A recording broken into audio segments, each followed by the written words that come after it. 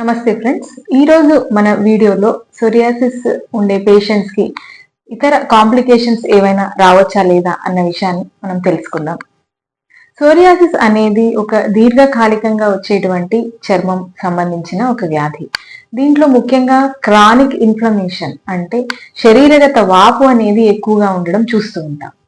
అయితే ఈ psoriatic patients లో కేవలం సోరియాసిసే కాకుండా ఎప్పుడైతే వీళ్ళు ఈ సోరియాసిస్ ని నెగ్లెక్ట్ చేస్తారో ఆర్థరైటిస్ లాంటి కాంప్లికేషన్స్ కూడా చూస్తూ ఉన్నాం.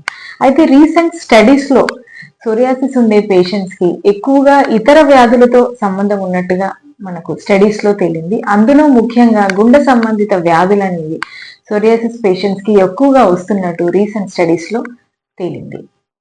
అయితే ఎప్పుడైతే ఈ సోరియాసిస్ కి వాళ్ళు తగిన చికిత్స తీసుకుంటుంటున్నారో, సో అట్లాగే ఇలాంటి సోరియాసిస్ పేషెంట్స్ లో చికిత్స కరెక్ట్ గా తీసుకునే వాళ్ళలో గుండె సంబంధిత వ్యాధులు కూడా తగ్గినట్టుగా కూడా ఈ స్టడీస్ లో మనకు తేలింది.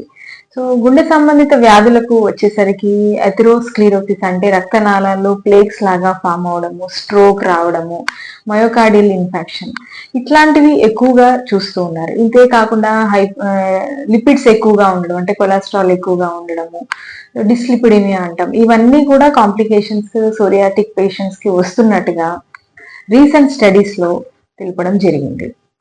సో ఈ కాంప్లికేషన్స్ నుంచి సోరియాసిస్ పేషెంట్స్ తమని తాము ఎలా ప్రివెంట్ చేసుకోవాలో ఇప్పుడు మనం తెలుసుకుందాం.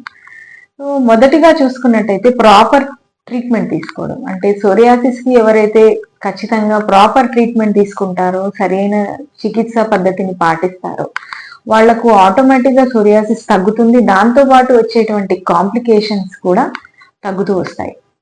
రెండవది హెల్దీ డైట్ తీసుకోవడం. సో ఎప్పుడైతే శరీరగత వాపును తగ్గించే డైట్ అంటే anti inflammatory diet like fresh fruits and vegetables తీసుకుంటున్నారో వాళ్ళలో ఆటోమేటిక్ గా సోరియాసిస్ ఫ్లేరప్స్ అనేవి తగ్గి ఆ శరీరగత వాపు అనేది తగ్గి ఈ ఫ్లేక్స్ ఇంకా ఇన్ఫెక్షన్స్ ఇవన్నీ తగ్గుముఖం పడతాయి. ఆటోమేటిక్ గా వాళ్ళ యొక్క కాంప్లికేషన్స్ కూడా తగ్గుతూ వస్తూ ఉంటాయి.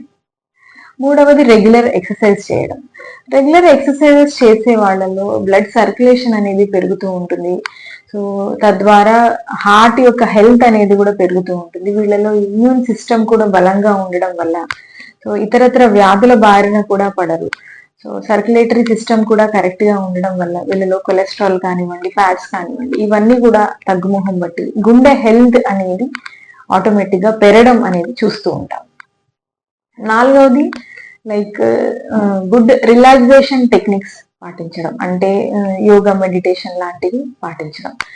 ఇవి పాటించడం వల్ల ముఖ్యంగా స్ట్రెస్ అనేది కంట్రోల్లో ఉండడం ద్వారా చాలా మందిలో ఈ సోరియాసిస్ ఫ్లేరప్స్ అనేవి చాలా మటుకు కంట్రోల్ అవుతూ ఉంటాయి. స్ట్రెస్ కంట్రోల్ గా ఉండడం ద్వారా వాళ్ళ యొక్క మెంటల్ టెన్షన్, యాంగ్జైటీ ఇవన్నీ కూడా తగ్గుముఖం పడతాయి. తద్వారా గుండె సంబంధిత వ్యాధులు, ఇతరత్ర కాంప్లికేషన్స్ కూడా తగ్గుముఖం పట్టడానికి చాలా అవకాశాలు ఉన్నాయి.